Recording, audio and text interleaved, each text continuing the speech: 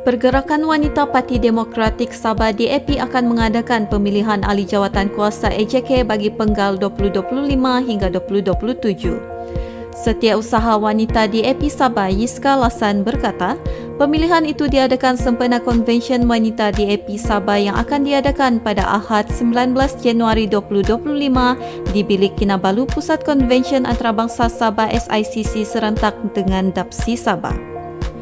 Ucapan akan dimulai oleh Claire Tonic, Ketua Wanita Sabah, kemudian disusuli oleh Vivian Wong, Ketua DAPSI Sabah, Wu Ka Leong, Ketua DAPSI Kebangsaan, Teo Ni Ching, Ketua Wanita DAP Kebangsaan dan diakhiri dengan ucapan perasmian oleh pengerusi DAP Sabah, Pong Chin Tse.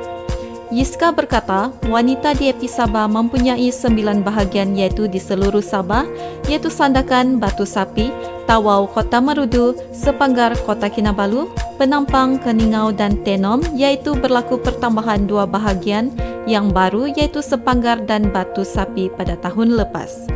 Katanya, semua bahagian telah pun memberi kerjasama yang sangat baik dalam proses mengisi borang penamaan calon yang sudah dikemukakan kepada DAP Pusat pada 18 Disember tahun lalu. Menurutnya, antara usul yang akan dibawakan oleh Jawatan Kuasa Wanita DAP Sabah adalah syor supaya 30% wanita berada di peringkat kumpulan pembuat keputusan dalam parti dan untuk mempertahankan 30% penglibatan wanita sebagai calon dalam pilihan raya umum dan pilihan raya negeri. Dalam pada itu, Yiska menggesa agar semua perwakilan wanita dari 9 bahagian wanita agar tiba awal di lokasi pada 8.30 pagi bagi memudahkan proses pendaftaran. Beliau juga mengingatkan agar mereka memakai baju parti atau baju t-shirt berwarna putih dengan skirt atau seluar panjang hitam. Selain itu, para perwakilan dan pemerhati juga diminta untuk membawa kad pengenalan atau kad keahlian parti. Tekun Nasional Agensi di bawah Kementerian Pembangunan Usahawan dan Koperasi KUSKOP mensasarkan untuk membantu 5,300 usahawan di Sabah dengan nilai pembiayaan sebanyak 150 juta tahun ini. Menterinya Datuk Iwan Benedik berkata pada tahun 2024 sebanyak 149 juta telah disalurkan kepada 2,884 usahawan tekun negeri Sabah. Beliau berkata demikian ketika berucap merasmikan seminar asas keusahawanan Kota Belud di Tech Valley Taginambur di sini hari ini. Turut hadir Timbalan Ketua Setiausaha Kementerian Pembangunan Usahawan dan Koperasi Dasar dan Pemantauan Nur Afifah Abdul Razak, Pengurusi Tekun Nasional Datuk Haji Abdullah Sani Abdul Hamid, Pengarah Urusan dan Ketua Pegawai Eksekutif Tekun Datuk Adam Abdul Ghani dan Pengurus Tekun Negeri Sabah Hemin Osumbing. Iwan berkata sehingga 31 Disember 2024, Tekun Nasional telah mengadakan sebanyak 1,026 siri seminar asas keusahawan di seluruh negara dengan jumlah usahawan yang mengikuti program ini seramai 300,401 orang. Katanya, usahawan yang berjaya adalah mereka yang memiliki pengetahuan yang kukuh serta kemahiran yang diperlukan untuk menguruskan perniagaan dengan berkesan. Seminar asas keusahawanan yang berlangsung selama 1 hari itu disertai 300 usahawan tekun cawangan Kota Belud.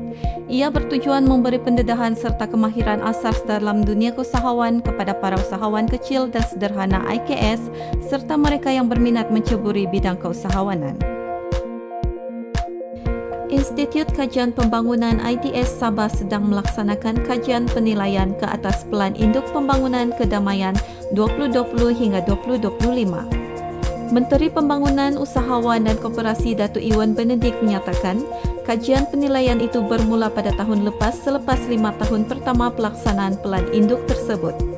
Iwan yang juga ahli Dewan Undangan Negeri Adun Kedamaian menyatakan penghargaan beliau kerana banyak projek telah dilaksanakan di bawah pelan tersebut sepanjang tempoh 2020 hingga 2025. Iwan menyatakan demikian dalam sesi libat urus IDS bersama pejabat daerah Kota Belud, Pusat Hikmat Adun Kedamaian dan jabatan-jabatan kerajaan di Kota Belud di sini hari ini.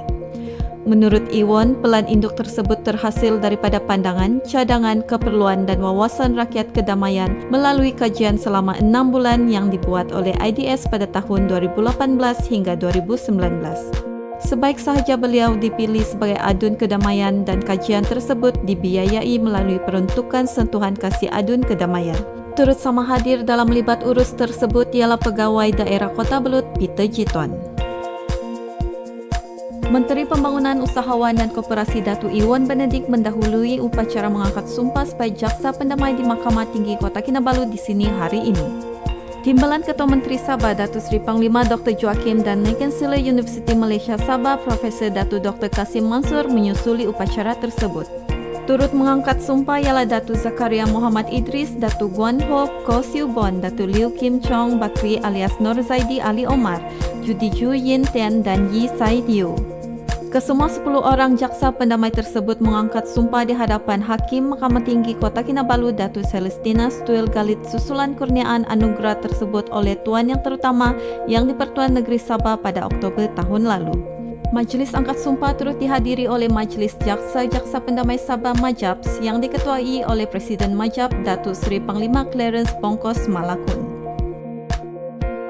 Seramai 120 orang telah menghadiri majlis apresiasi dan perpisahan bagi murid prasekolah dan tahun 6 sesi akademi 2024-2025 di Sekolah Kebangsaan SK Kaung. Acara ini dihadiri oleh murid-murid, ibu bapa dan kaki tangan SK Kaung serta wakil komuniti seperti Ketua Kampung Kaung dan Lebong-Lebong 2 bersama dengan Jawatan Kuasa Kemajuan dan Keselamatan Kampung JKKK dari kedua-dua kampung. Majlis ini bertujuan untuk memberikan penghargaan kepada murid-murid yang cemerlang dalam bidang akademik serta menghargai mereka yang menunjukkan khasiat terpuji, hadir penuh sepanjang tahun dan pengawas yang telah melaksanakan tugas mereka dengan baik.